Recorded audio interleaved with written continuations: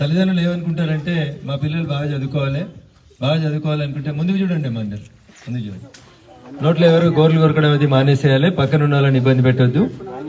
ముందు కూర్చోండి, అందరు సరి కూర్చోండి అమ్మా, సరి కూర్చోండి. సో మీ అమ్మ నాన్న మీరు బాగా చదువుకోవాలని, పెద్ద పెద్ద డాక్టర్లు కావాలి, ఇంజనీర్లు కావాలి, గొప్పలు కావాలని మీ అమ్మ నాన్న కలలు కంటారు. సో బాగా చదువుకోవాలి, బాగా చదువు రావాలనుకుంటే ఏమనుకుంటారంటే ఇంగ్లీష్ మీడియం స్కూల్కి తోలియాలి, ప్రైవేట్ స్కూల్కి తోలియాలి, ఇంగ్లీష్ బాగా మాట్లాడితే బాగా చదువుకుంటున్నారు మా పిల్లలు అనేటువంటి అభిప్రాయం గత కొన్ని సంవత్సరాలుగా ఈ వ్యవస్థలో వచ్చింది. కానీ కాలం చాలా గొప్పది, కాలం అందరికీ అన్ని నేర్పిస్తుంది. అట్లే కరోనా అనేటువంటి ఒక పాండమిక్ సిచ్యువేషన్ ప్రజలకి చాలా విషయాల్ని నేర్పించింది, ప్రజల జీవన విధానం లోపల గొప్ప మార్పులు తీసుకొచ్చింది. దాంట్లో ఒకటి మన విద్యా వ్యవస్థ లోపల మార్పు. ఇంతకుముందు గవర్నమెంట్ స్కూల్కి పిల్లల్ని పంపండి అంటే ఏం లేనోడు, ఎందుకు పనికిరాని వాళ్ళు మాత్రమే గవర్నమెంట్ స్కూల్కి పోతారు అనే ఒక దురభిప్రాయం చాలా మంది తల్లిదండ్రులలో ఉండేది. కానీ చాలా మంది మేధావులు, చాలా మంది పెద్దలు, ఈ దేశాన్ని ఏలుతున్న వాళ్ళు, అటు సుప్రీంకోర్టును నడుపుతున్న వాళ్ళు, రాజకీయ వ్యవస్థ లోపల పెద్ద పెద్ద స్థితులలో ఉన్న అనేక మంది గొప్ప వాళ్ళు కూడా ఇదే చెట్ల కిందకి ఇవే గవర్నమెంట్ స్కూళ్ళలో చదువుకొని వచ్చిన వాళ్ళం.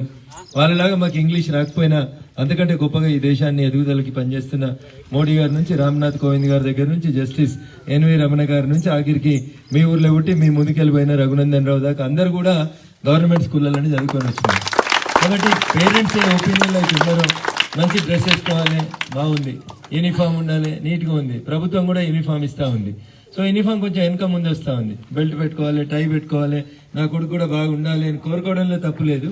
కానీ గవర్నమెంట్ స్కూల్కి పోతే చదువు రాదనేటువంటి ఒపీనియన్ నుంచి తల్లిదండ్రులు బయటికి రావాల్సినటువంటి అవసరం ఉంది. ఆ దిశగా మా ఉపాధ్యాయ మిత్రులు కూడా చాలా మంది ఈ మధ్యలో సోషల్ సర్వీస్ చేస్తూ ఉన్నారు, ఎక్కువ టైం పనిచేస్తూ ఉన్నారు. టీచర్లు ఉన్నా లేకున్నా కానీ కార్యక్రమాన్ని, స్కూళ్ళని చాలా గొప్పగా నడిపించడం లోపల ఉపాధ్యాయుల యొక్క పాత్ర గణనీయమైనటువంటి పాత్ర ఉంటుంది. ఏ దేశ చరిత్ర చూసినా, ఏ దేశ స్థితిగతుల్ని మార్చినా అది తరగతి గది యొక్క 4 గోడల మధ్యలోకి వెళ్ళి మార్పు వస్తుంది.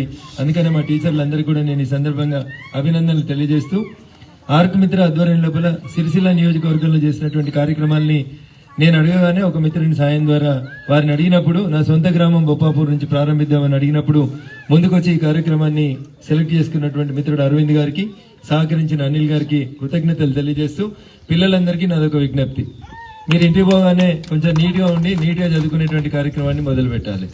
4th, 5th, 6th, 7th ఈ 4 తరగతిలో ఉన్నటువంటి పిల్లలు మండలంలో ఏదైనా కాంపిటీషన్ నిర్వహిస్తే ఆ కాంపిటీషన్లో పాల్గొని ఫస్ట్ ప్రైజ్ ఎవరికి వచ్చిందంటే బొప్పాపూర్ స్కూల్లో చదివే పిల్లలకు వచ్చిందనే పేరు తెచ్చుకోవాలి.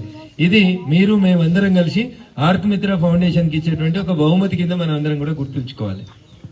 మీరెవరో వాళ్ళకి తెలియదు, ఇంత దూరం రావాల్సిన అవసరం లేదు, 4,000 ఖర్చు పెట్టుకొని పెట్రోల్ పోసుకొని మన ఊరికి 4 సార్లు రావాల్సిన అవసరం లేదు. వాళ్ళకి డాక్టర్ గారిది చేగుంట మండలం, అందుకనే ఈ ఒక్క ఊర్లోనే కాదు, ఈరోజు చేగుంట మండలంలో కసాన్పల్లి అని ఒక ఊర్లో కూడా ఇచ్చినాం. మన బొప్పాపూర్ లాగానే చాలా చిన్న ఊరు చేగుంట మండలంలో కసాన్పల్లి. ఆ చివరిన ఒక ఊరికి ఇచ్చినాం, ఈ చివరిన ఒక ఊరిని సెలెక్ట్ చేసుకొని ఇచ్చినాం. చిన్న ఊర్లు, ఆర్థిక స్థితిగతులు లేనటువంటి గ్రామ పంచాయతీలు ఎదగాలని తప్పనుంది, గొప్ప నాయకులు తయారు కావడానికి అవకాశం ఉన్నటువంటి ప్రాంతాలు. కాబట్టి ఆర్క్ మిత్ర మిత్రులు అంత దూరం నుంచి ఇక్కడికి వచ్చి 2 గ్రామాల్లో చేస్తున్నారు. వీటిని త్వరలోనే మండలం మరియు మన నియోజకవర్గంలో ఉన్నటువంటి ఇతర స్కూల్లో కూడా విస్తరించేందుకు సహకరించాల్సిందిగా మిత్రుడు అరవింద్ గారిని, అనిల్ గారిని నేను ఈ సందర్భంగా విజ్ఞప్తి చేస్తూ, మీకు ఒక్కొక్కరికి ఒక బెల్ట్, ఒక టై, కొన్ని నోట్బుక్స్ ఇస్తా ఉన్నారు. నోట్బుక్స్ లో కూడా మీకు రాయడం ఎట్లా ఈజీ అనేది సూచించేటువంటి కొన్ని ప్రత్యేకమైనటువంటి పుస్తకాలని వారు తయారు చేసినారు. అట్లాంటి పుస్తకాలను కూడా మీకు ఇస్తున్నారు. అంతేకాకుండా ఒక కంప్యూటర్, ఒక టీవీ కూడా ఇస్తా ఉన్నారు. ఎందుకంటే భవిష్యత్తులో అంతా సెల్ ఫోన్లు, డిజిటల్ ఎడ్యుకేషన్ వైపు ఈ దేశం నడవబోతా ఉంది. అమెరికాలో అన్ని క్లాస్ రూమ్లలో, టీవీలలోనే పాఠాలు చెప్తారట అనేటువంటి స్థితి మన దేశంలో కూడా రావాలి, మన లోపల కూడా మార్పు రావాలి.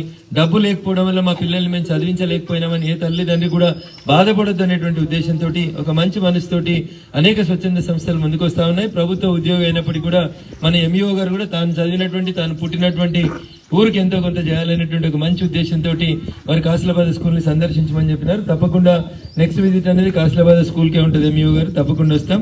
మీ పాఠశాలలో జరుగుతున్నటువంటి డెవలప్మెంట్ని మిగతా అన్ని పాఠశాలలకు విస్తరించేలాగా మా ఉపాధ్యాయ మిత్రులందరినీ కూడా మేము ఆ రకంగా ఎంకరేజ్ చేస్తామని చెప్పి కూడా ఈ సందర్భంగా తెలియజేస్తూ, నా సొంత గ్రామం చాలా మారుమూల గ్రామం, వెనుకబడిన గ్రామం. ఇందాక మా మల్లన్న చెప్పినట్టు ఈ ఊరు ఒకటి ఉంది, ఇది ఒక సెపరేట్ పంచాయతీ అనేది 10 సంవత్సరాల క్రితం వరకు ఎవరికి తెలియదు. 10 సంవత్సరాల క్రితం దీన్ని పంచాయతీగా మార్చుకున్నాం.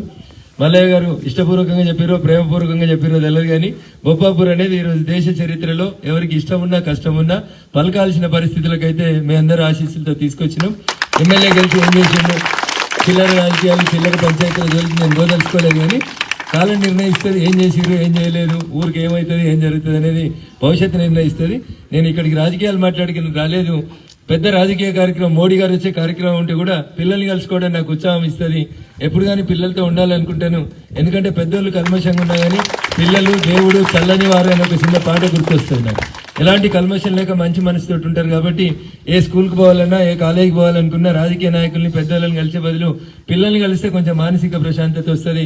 కల్మషం లేని మీకు 4 మంచి మాటలు చెప్తే ఈ దేశ భవిష్యత్తుకు మీరు పనిచేస్తారనే ఉద్దేశంతో ఈ మంచి కార్యక్రమాల్లో ఈ రోజు పెట్టుకుందాం సార్ అని వాళ్ళు అడిగినప్పుడు నాకు కొంచెం ఇంపార్టెంట్ పనులు ఉన్నప్పటికీ కూడా కొంచెం ఆలస్యంగా వచ్చినందుకు మన్నించాలని కోరుకుంటూ, పిల్లలు బాగా చదువుకోవాలి. బొప్పాపూర్లో గవర్నమెంట్ స్కూల్లో చదువుకున్నటువంటి పిల్లలు ఈ మండలంలో ఉన్న అన్ని ప్రైవేట్ స్కూల్స్ కి ధీటైనటువంటి రీతి లోపల అన్ని రంగాల లోపల రాణించేలాగా మా ఉపాధ్యాయ మిత్రులందరూ కూడా గట్టిగా కష్టపడాలి.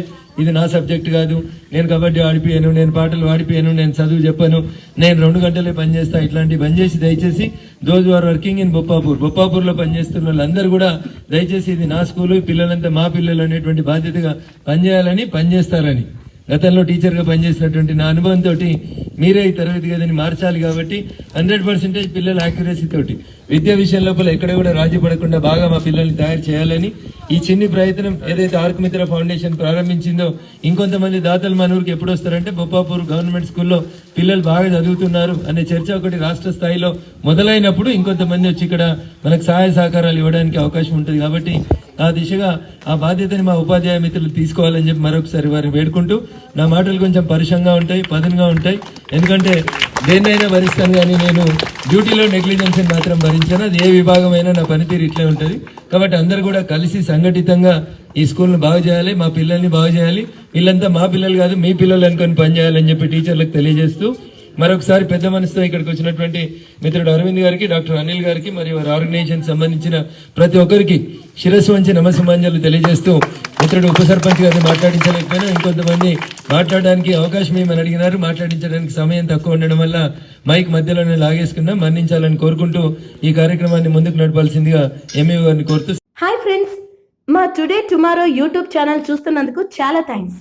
మరిన్ని లేటెస్ట్ వీడియోస్ కోసం వెంటనే సబ్స్క్రైబ్ చేయండి. అలాగే ఈ బెల్ ని కూడా రింగ్ చేసేయండి. మా నోటిఫికేషన్స్ అన్ని మీ మొబైల్లో వస్తాయి. అలాగే మా వీడియోస్ మీకు నచ్చితే లైక్ చేయండి, షేర్ చేయండి, నచ్చకపోతే కామెంట్ చేయండి.